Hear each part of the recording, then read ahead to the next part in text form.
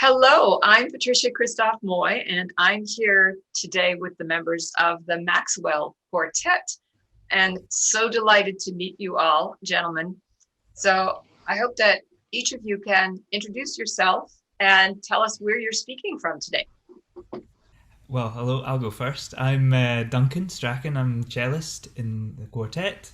I'm coming to you today from Longnidree, which is a village outside Edinburgh, about 12 miles outside Edinburgh.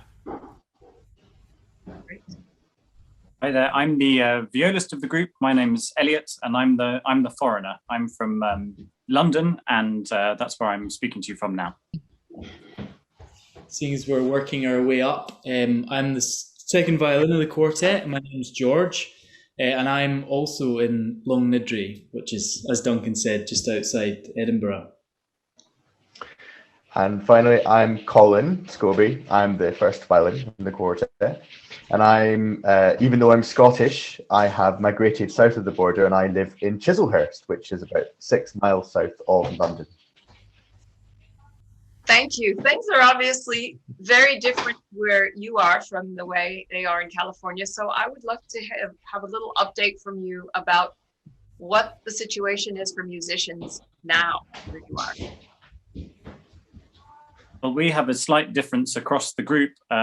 Two of us being in Scotland. I think I won't speak about the Scottish rules. I think they're a little bit stricter up in Scotland. Things are beginning to ease back to normal in the south.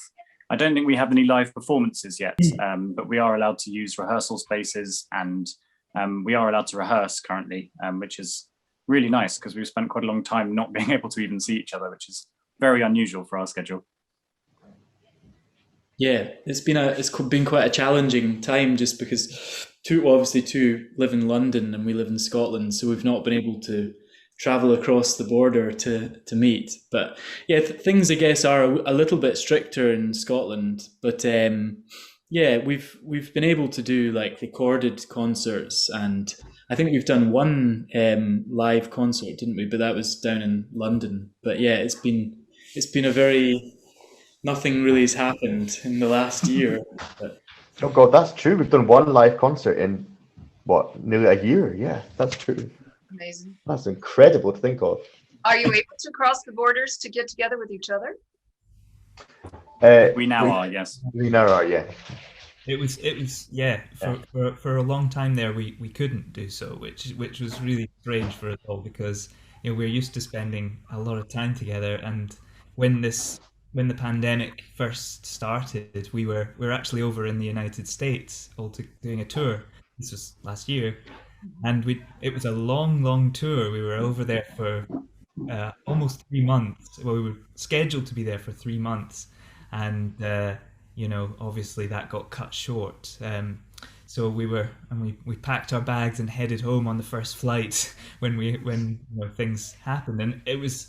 Yeah, then we were glad of a break in some ways, but we never expected the break to go on as long as it has. So I don't think any of us did, for No. sure.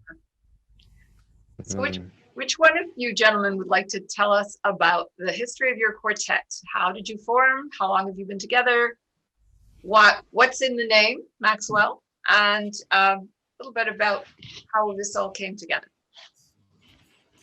well, yeah, I guess it started with Duncan and I, the cellist and violinist. We were put. It was quite a random story, really, because we were put in a chamber group, a quartet, when we were studying our postgraduate at college in Glasgow, and we were put together in a quartet. We hadn't met before, and I think I'd maybe heard of you, Dunk, but we hadn't played together. And we just started playing as a quartet with different members back then, and yeah, and then there came a point basically where we needed, the lineup had changed slightly, and Duncan and I were still the original members, and we needed a new first violinist, and I had met Colin.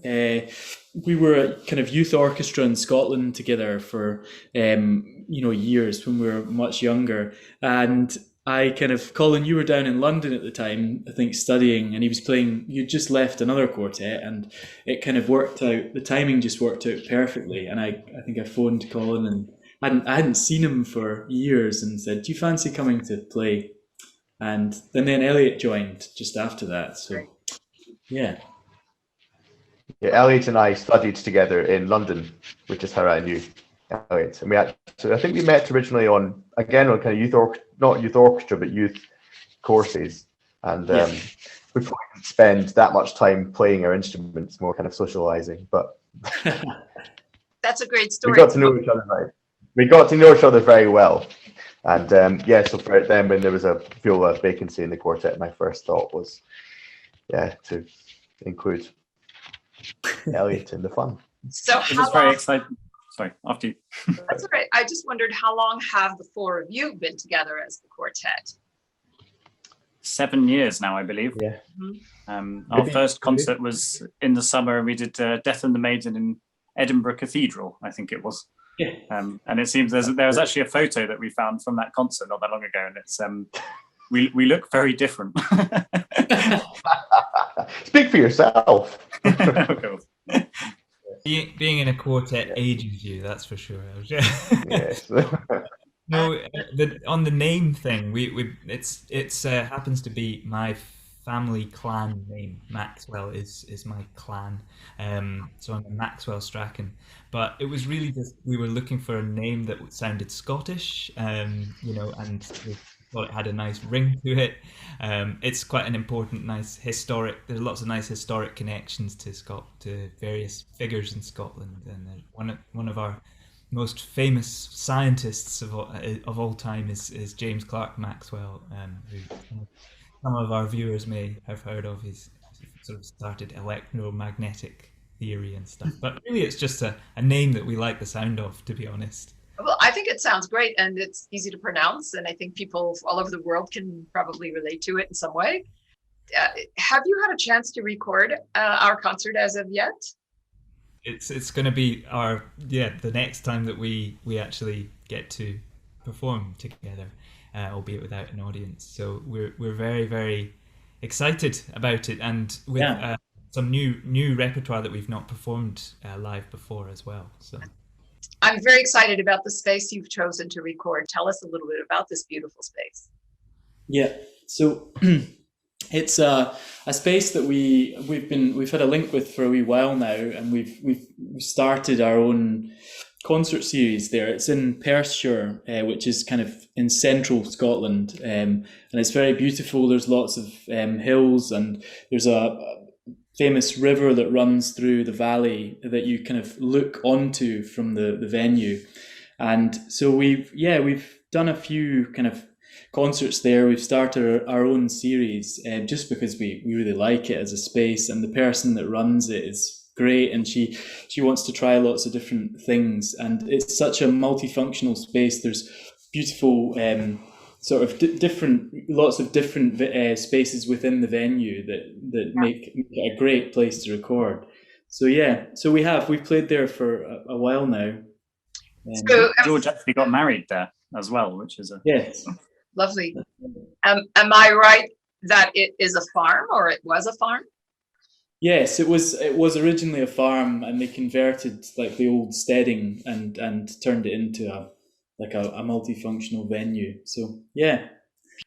Talk to us a little bit about the Scottish folk songs we're going to hear, and tell us about the music and why you love this music. Obviously, it's from the heart, and we want to hear more.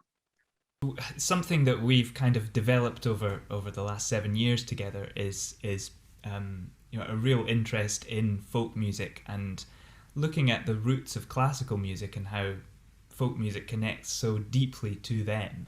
A great teacher of ours once told us, he said something which was probably quite extreme. He said, how can you really understand the classical music of Haydn and Mozart without really understanding the folk music that they were sort of, because it was so much a part of their musical world. Haydn's father was a folk musician himself, and they would have just been, they didn't make the same distinctions, I think, that we today sort of, we like to kind of pigeonhole things, and so we've been, a big project of ours has been to try and like bring these things together a little bit more closely in our own way, which is obviously to connect it to Scottish folk music. And so we've really enjoyed like delving into some of the history of folk music in Scotland, and obviously we play some fiddle music, so tunes that were written for string instruments. So I think some of the ones you'll hear are they'll be all from the 18th century. Wow. So around about the time that Haydn was writing the first string quartets, and there's one of the great fiddlers of the Scottish sort of 18th century is a man called Neil Gow, who will play some of his music, as well as some music by his son, who's Nathaniel Gow. And they actually from Perthshire as well, which is where the venue will be playing in. Is. So there's a nice link there too.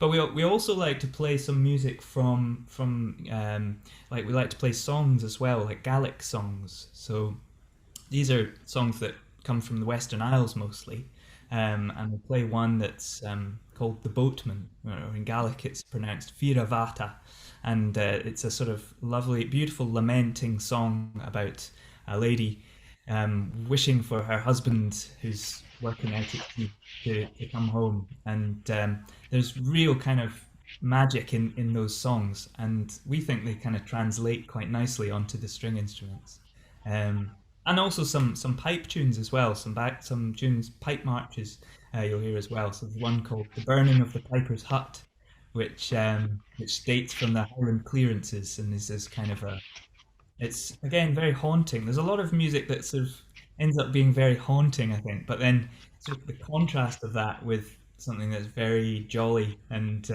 sort of puts you in a good spirit as well. So there's that amazing kind of contrast between the two. Was any of the music originally danceable and dancey?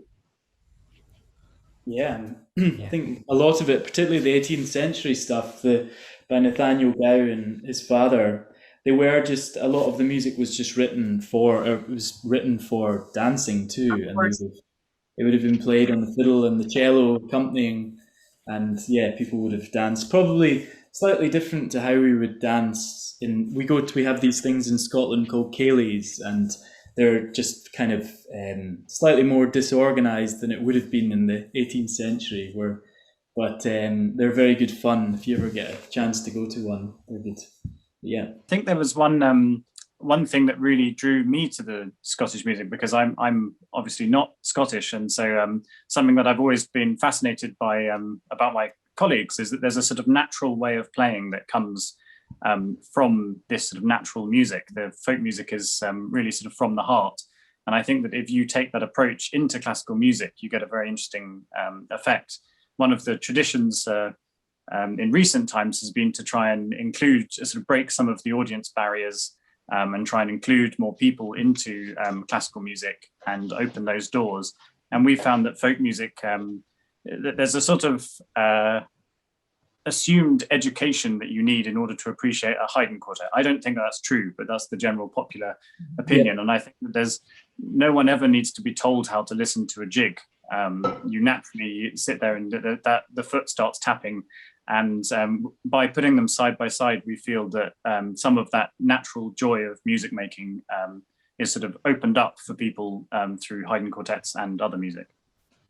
So tell us about your selection of Dvorak, why you enjoy this music, and have you performed it publicly a lot or not at all? You will be our debut for this piece. So yeah, we're very excited about it because, like you said, Dvorak's fascination with folk music is very sort of apparent, and I really enjoy his fluidity between so many different tonalities. He takes you on a real journey, and it has also a sort of almost improvisatory element sometimes running through it. With you never quite sort of latch onto one thing in this piece. We basically picked it because it's one of our favorite ones. which is not a very highbrow answer, I'm afraid, but it's true. Great answer. I mean, one of the reasons I love the piece is probably not accurate at all, but from what I remember, he wrote it when he just moved back to, or gone back to Prague from America. Yes. And as a Scot living abroad, I can understand the joy that he must have felt finally being home amongst, kind of his people. So for me, it feels very much like a kind of homecoming of sorts, which I've not been able to do for a little while. So it'll be nice to go back to Scotland and play a piece like this. Can you sort of give us a sneak peek about your rehearsal process specifically as a quartet? What is the process? How do you begin to approach a piece that's new to you or that you haven't played in a long time? Oh, you'll get We all four pile in different and answers. argue about it. Yeah. It depends. It depends on who. It'll probably provoke an well, argument. Yeah, exactly. Yeah. I think it depends on who knows the piece best. Quite a lot of the time, I've found.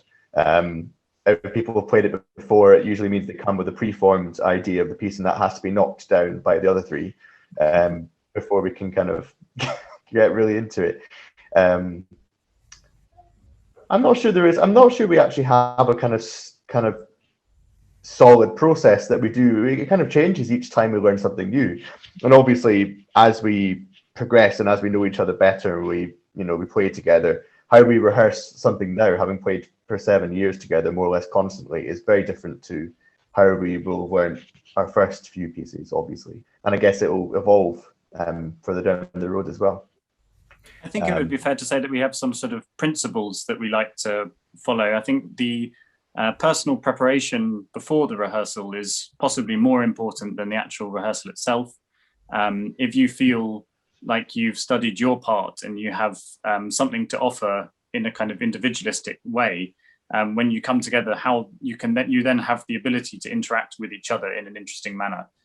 So one of our great coaches said to us that chamber music should be a celebration of diversity, not an exercise in homogeny.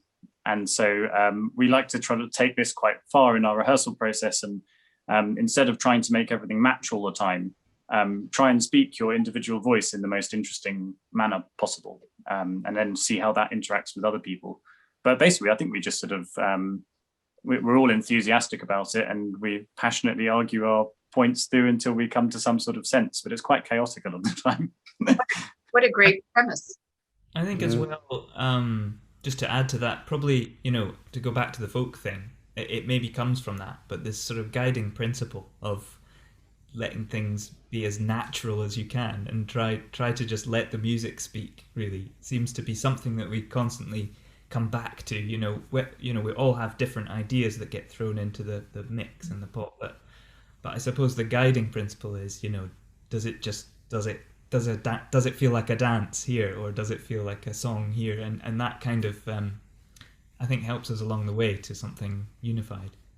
So if we were to sneak into your first rehearsal of a piece, what would the conversation be if we were eavesdropping on the very first moment that you come together to talk about the piece? Well, to be honest, most of the beginning, we'd probably play it through quite a couple of times quite slowly, so we might not actually talk for quite a long time, which is a good thing, very good thing, in my opinion.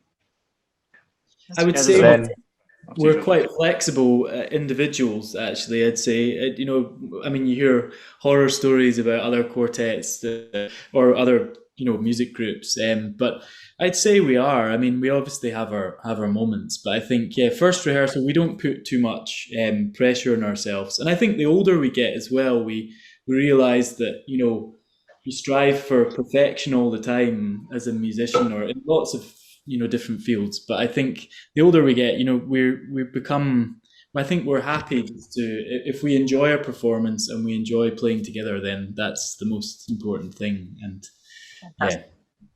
we don't spend that long doing sort of technical work on things, I guess, because we sort of consider that to be everyone's own responsibilities before turning up to the rehearsal. And if things aren't together, it's normally because we're not listening hard enough, rather than I don't know. We try to avoid kind of learning by rote in many ways, and just it makes you hate the piece, I think, if you're not careful.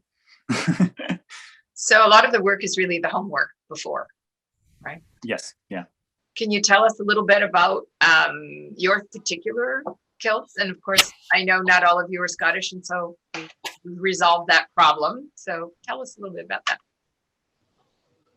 Well, I should probably answer this because the tartan that we have that we wear is the Maxwell tartan for obvious reasons, which is as you'll see is a very eye-catching. It's very bright red, and but that's a nice thing, I guess. And yeah, so we all wear the same one when we perform, but and we got them all specially made for us by a kilt maker up in where George is from, actually, in Forfar. Is it Forfar? Yes, Forfar.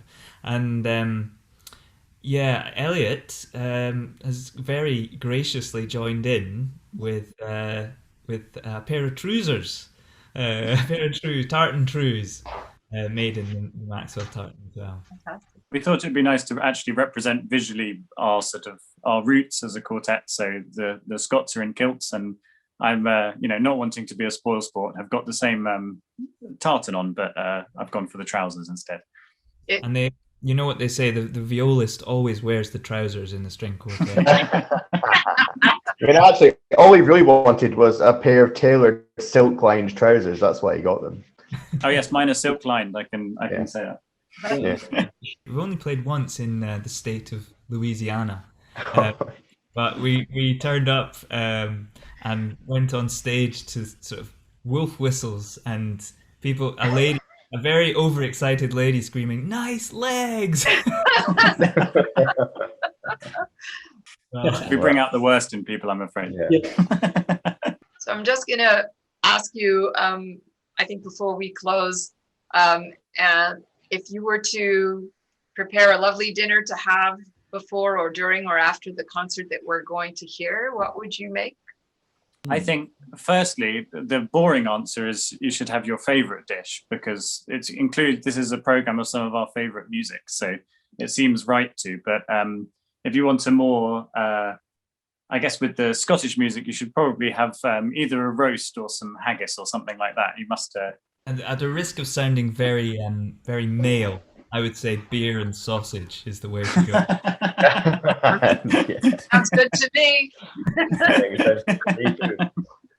Dram of whiskey would go very well with the Scottish music as well. Is there anything you'd like to tell our audience, or any question that I haven't asked you that you're dying to tell us about?